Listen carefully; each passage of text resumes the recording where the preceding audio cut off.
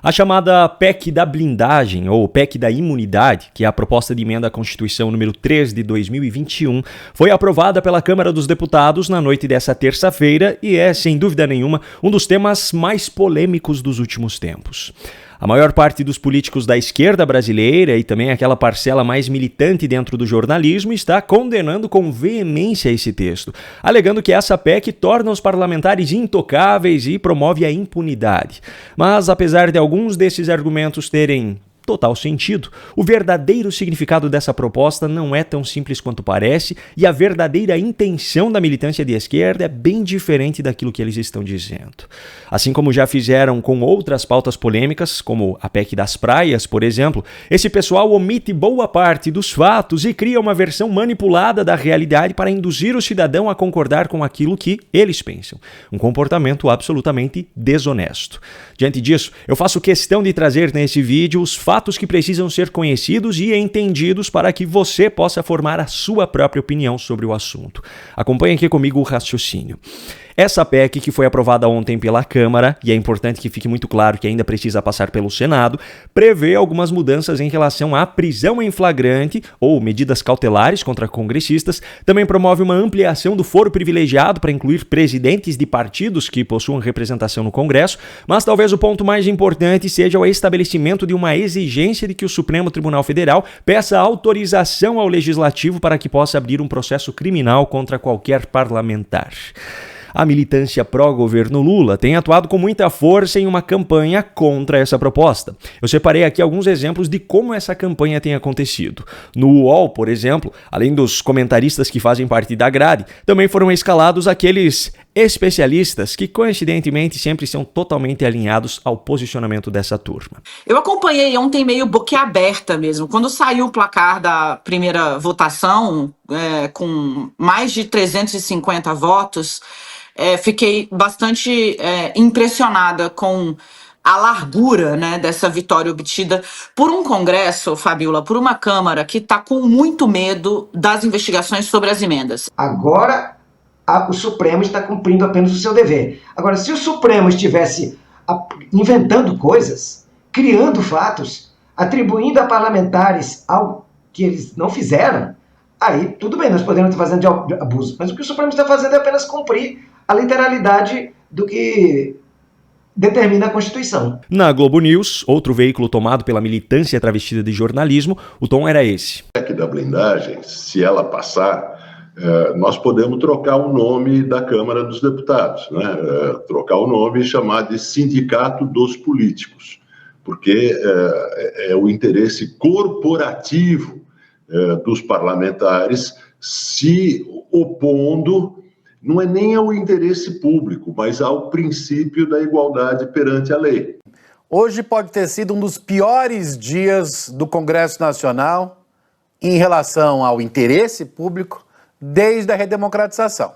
Quer dizer, hoje, nesse dia terrível para a sociedade brasileira, o Congresso está votando uma PEC da impunidade, que significa dizer que nós somos cidadãos de segunda classe e os congressistas são cidadãos de primeira classe. É um retrocesso, né? Essa PEC da blindagem, a PEC da impunidade, como disse a deputada Maria do Rosário ontem no plenário. E ela lembrou muito bem, o texto constitucional foi aprovado daquela forma porque a gente estava saindo de uma ditadura e havia ainda um grande risco em relação a deputados e senadores sobre uma atitude revanchista ali, vinda de alguns ministros que haviam entrado no Supremo Tribunal Federal da época da ditadura. Esse último comentário, feito pelo Valdo Cruz, já é uma introdução para aquilo que eu preciso mostrar aqui. Primeiro porque ele cita como exemplo a própria Maria do Rosário, uma das deputadas mais extremistas do PT, para mostrar que está alinhado ao posicionamento dela. E segundo porque o receio mencionado, atribuído ao final da década de 80, tem tudo a ver com o contexto atual. Valdo menciona uma proteção ao revanchismo pós-regime militar, se referindo ao texto que vigorava até 2001, quando foi alterado. Parte desse modelo está sendo recuperado por essa PEC da blindagem agora. É justamente essa situação que faz com que essa proposta seja muito mais complexa do que essa turma está tentando fazer parecer. Se o cenário brasileiro atual fosse de um perfeito funcionamento das instituições dos três poderes, de acordo com as suas respectivas funções previstas em lei, essa PEC seria mesmo um absurdo, seria uma promoção à impunidade. Se o judiciário brasileiro fosse composto apenas por juízes absolutamente íntegros e imparciais, e principalmente as suas instâncias mais altas, em especial o STF, não tivessem interferência e atuação política, essa PEC seria mesmo um absurdo.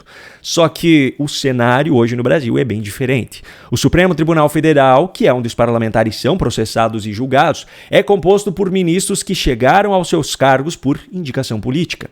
Infelizmente, a legislação brasileira não exige que, para se tornar ministro do STF, o cidadão precise ter sido juiz anteriormente, não exige que tenha especialização em alguma área específica, não exige que jamais tenha sido filiado a algum partido político, entre outras coisas que fazem com que hoje políticos militantes consigam chegar a essa posição.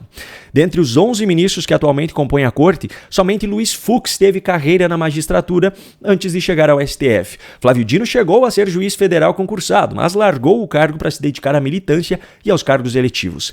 Dias Toffoli, além de não ter sido juiz, ainda não tem nenhuma especialização em qualquer área do direito. Somado a tudo isso, precisamos considerar também o fato de que 7 dos 11 atuais ministros da Suprema Corte foram indicados por políticos de um mesmo partido, e outros 2 ainda se mostram mais ferrenhos defensores políticos hoje desse partido do que os próprios indicados. Portanto, a legislação brasileira atual já abre brechas enormes para que o STF seja utilizado de forma política por quem o ocupa.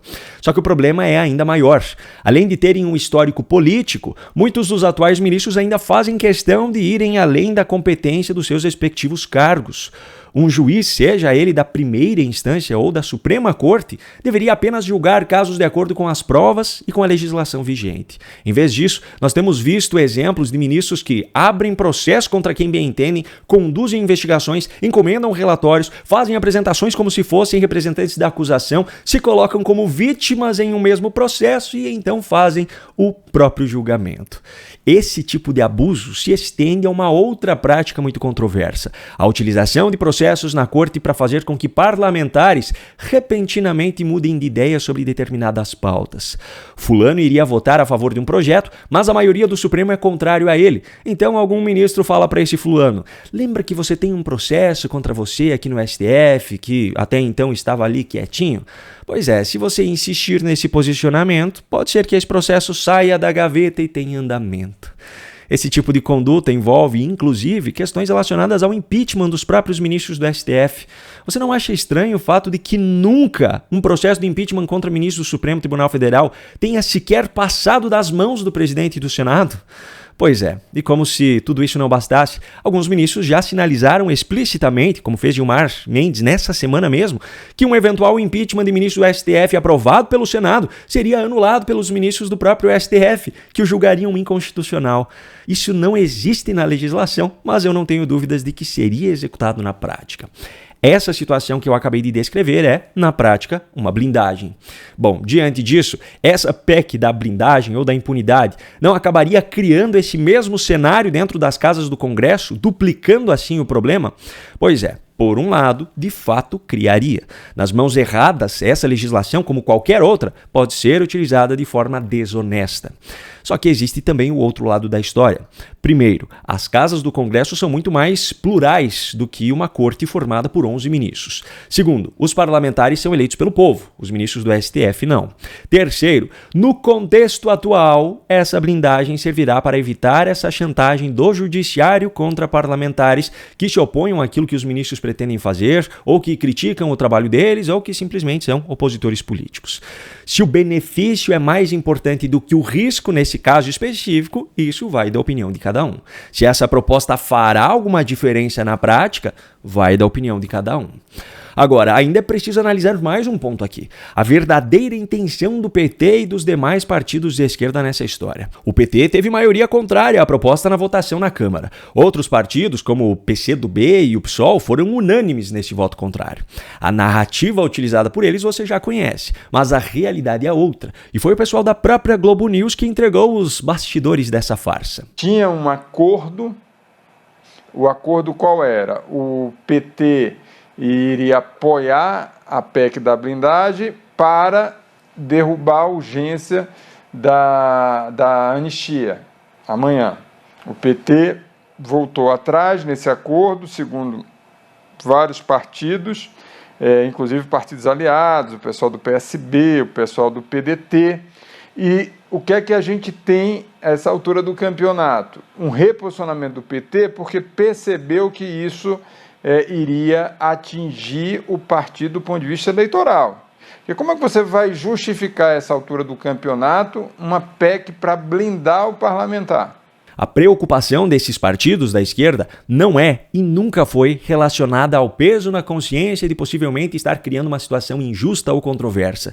O objetivo desses partidos nessa pauta é um só: garantir que o STF, que hoje tem maioria de aliados, possa continuar perseguindo opositores. O próprio PT estava disposto a abrir mão disso e votar em favor da proposta em troca de uma garantia de que a anistia não seria levada adiante, mas voltou atrás porque percebeu que isso seria prejudicial para as próximas eleições. A preocupação é puramente eleitoral.